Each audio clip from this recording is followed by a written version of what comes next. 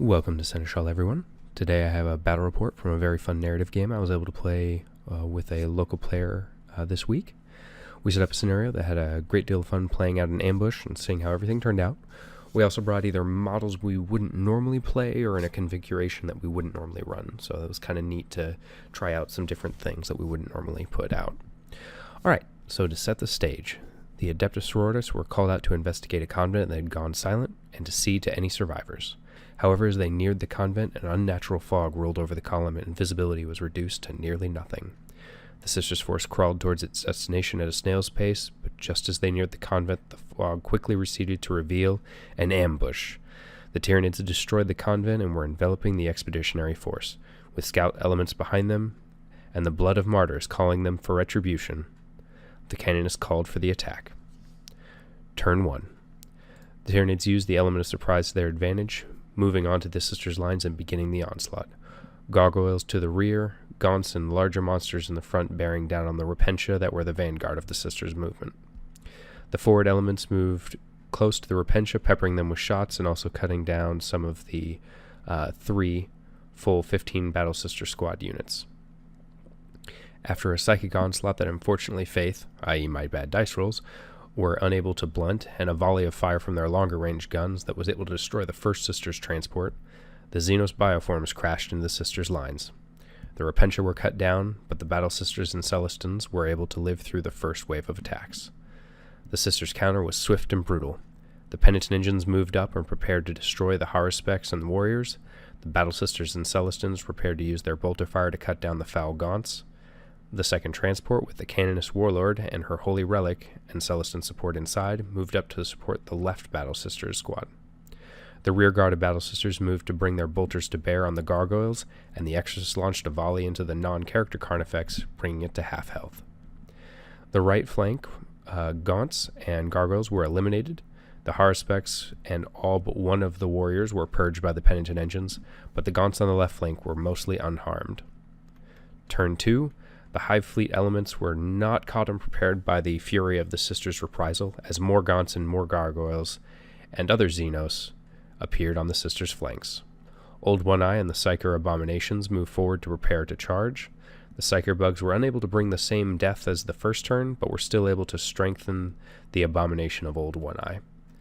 The shooting again destroyed a transport and forced the sisters out of the safety it provided. The reserve Gaunts on the right flank laid down sweltering fire, killing half of the Battle Sisters and Celestins. The charge of Old One-Eye laid waste to the Penitent engines.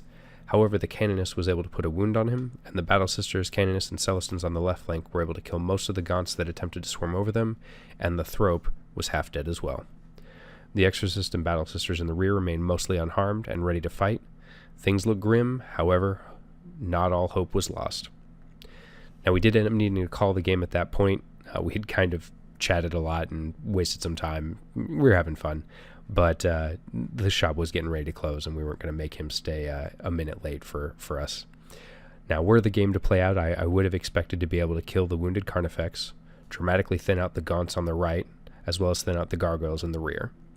The ability for the sisters to pull through and have a great victory would have been if the Canonists could have helped or could have killed the Thrope in the Act of Faith, and then charged and killed or gravely wounded Old One-Eye, since that would have left the Biovores and a handful of other units attempting to clear out the last of the sisters.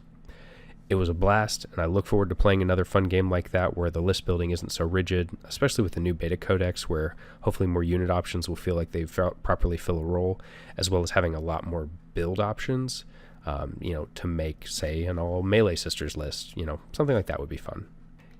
Even crafting a scenario where I was on the back foot was a lot of fun. Down on points, going second, how to make the best out of a less than ideal situation. Also, having read Faith and Fire, I wanted to, in a very small way, of course, recreate the scene where the sisters' armies were going to assault the disloyal Baron's fortress. Like the idea of, the Canonist in her immolator, the support squads, the Battle Sisters on foot, the Repentia leading on the front. That I wanted to have kind of a pseudo-cinematic moment on the field. And I think in some small way we got there, but it was a blast. I really enjoyed myself. I hope you all enjoyed this as well. Let me know if you did, and if you have any ideas for a scenario to play next time, because outside of tournaments, I don't really always want to bring that most efficient list. This was a blast to play. Like I said, we chatted and wasted a bit of time, so we didn't finish. But, we were enjoying each other's company and some of the other guys who were standing around watching, and 40K doesn't always need to be such a strict zero-sum win-lose equation. Hopefully we'll have sneak peeks for chapter approved start this week, or at least pre-orders start this Saturday. And if we do, I'll go over anything they show. I'll roll the Vigilus Weekender information in there if we do, since I didn't want to make a video for just one stratagem, as interesting as that stratagem was. Have fun wargaming, and as always, Ave Imperator.